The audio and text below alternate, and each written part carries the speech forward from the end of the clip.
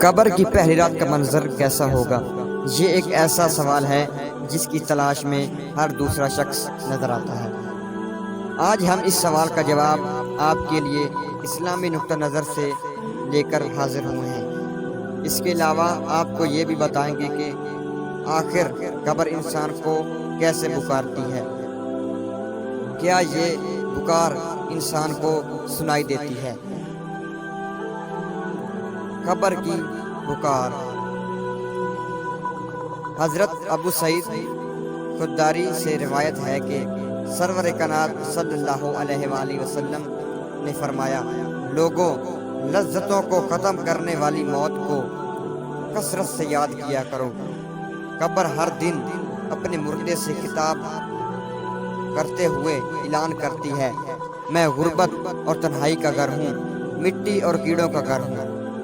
جب مومن کو دفن کیا جاتا ہے تو قبر اس سے مرحبا کہتے ہوئے خوشخبری سناتی ہے کہ میری پشت پر چلنے والوں میں تو بڑا محبوب تھا، آج میں تیری ہوں گئی اور تو میری طرف آ گیا، تو اب میرے احسان کو دیکھ لے گا۔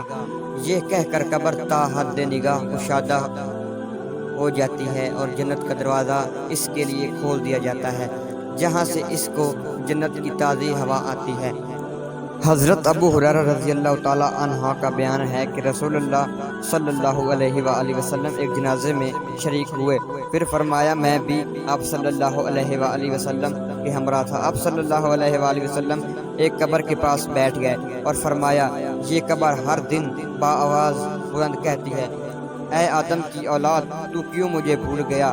کیا تجھے یہ معلوم نہیں تھا کہ میں تنہائی کا گھر، غربت کا گھر، وحشت کا گھر، کیڑوں مکوڑوں کا گھر ہوں؟ میں بہت تنگ گھر ہوں، مگر اللہ جس کے لیے کشادگی کا حکم فرمائے اس کے لیے کشادہ ہو جاؤں گی۔ اس کے بعد آپ صلی اللہ علیہ وآلہ وسلم نے فرمایا، اے قبر، تو یا تو جنت کا چمن ہے یا پھر آگ کا تیور۔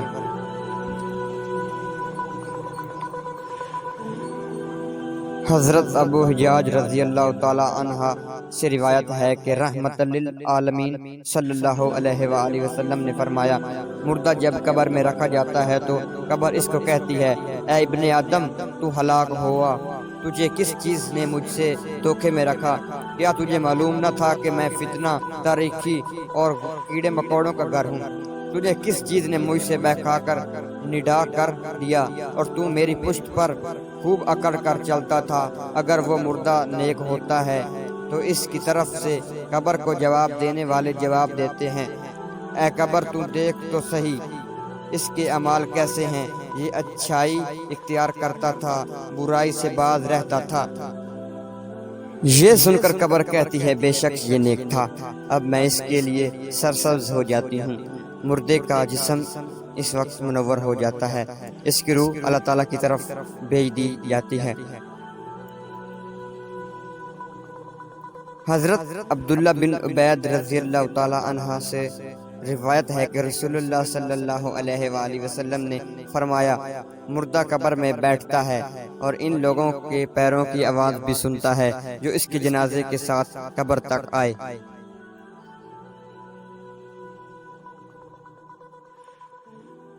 مردے سے اس کی قبر کہتی ہے، اے ابن آدم، تیری ہلاکت ہو، تو نے میری تنگی، بدبو اور کیڑے مکوڑوں کا خوف نہیں کیا، اس لیے تو نے اس چیزوں سے بچنے کے لیے تیاری نہ کی۔ بد اعمال مردے سے قبر کہتی ہے، تجھے میری تاریکی، میری وحشت، میری تنہائی اور تنگی سے میرا غم یاد نہ رہا۔ اس کے بعد قبر اس کو جکڑ دیتی ہے، جس کے بعد اس کی پسلیوں کی ہڈیاں ایک دوسرے میں پیوست ہو جاتی ہیں، جبکہ نیک بندے کے لیے قبر کشادہ کر دی جاتی ہے اور اس کے دائیں ایک کھڑکی کھول دی جاتی ہے جہاں سے اس کی جنت کی ہوا آتی ہے۔ اللہ پاک ہم سب کو قبر کے عذاب سے بچائے اور ہم کو نیک عمل کرنے کی توفیق عطا فرمائے، آمین یا رب العالمین۔ وعلیکم السلام۔